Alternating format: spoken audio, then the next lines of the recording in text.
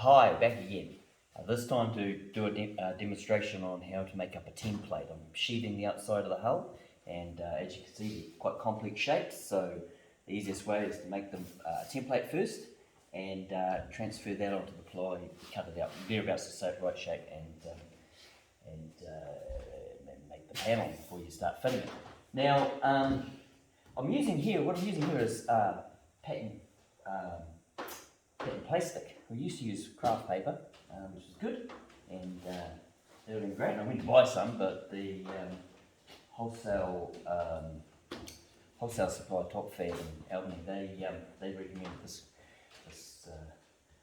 template plastic, which I was a bit horrified using plastic, but the reality is it's quite handy because you can see through it, transfers through it. You can crease it like you would craft paper to get, if you're creasing around a sharp edge, so it gives you your line to cut to. You've got to mark it with a highlighter. Pencil won't touch it, but that's all right.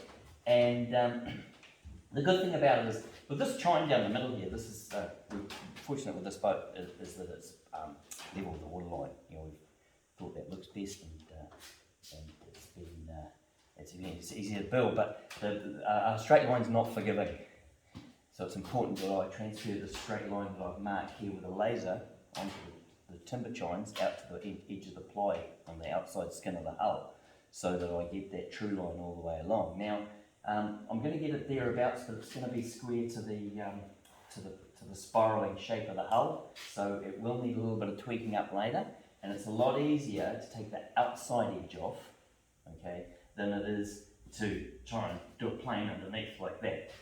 So it makes a lot more sense to fit this one first, and then I'll have a rather complex panel to fit in here, which will be one on both sides, and I'll do a video on that one, because I might as well cover the whole discipline in its hardest form rather than pick an easy one. So, but this itself isn't easy. Boat building is never easy. There's always a challenge, something that throws something at you. I would have thought that this going around a straight line, I'd just only have to be shaving one edge, and this will be straight. That's fine, but because of the laws of physics and geometry, that doesn't quite work that way because of the spiraling nature of it. This straight line is not a straight line at all. It needs a curve cut of it. So again, this template takes care of what that curve is. I just go along. You can't see these. I've made dots all the way along the chine based on the laser level. So I'm just transferring those dots to the plastic. Join the dots, cut the dots, and all that. Put it on a piece of ply, and get my jigsaw and overcut it, because you're going to be planing it back, so you want to overcut it, give yourself something to play with. Generally, I cut the template to the right size, and then I'll just mark or have a reference point on the guide of the jigsaw that gives me 5, 10 mil, whatever I'm depending on the angle, depending on how much fat I need to put into it, and I'll cut it oversize. And so far, that's worked really well with all of these, and I've got them all fitting perfectly without big fat glue joints, nice timber joints. Will give me a better reference and easier to plane later on.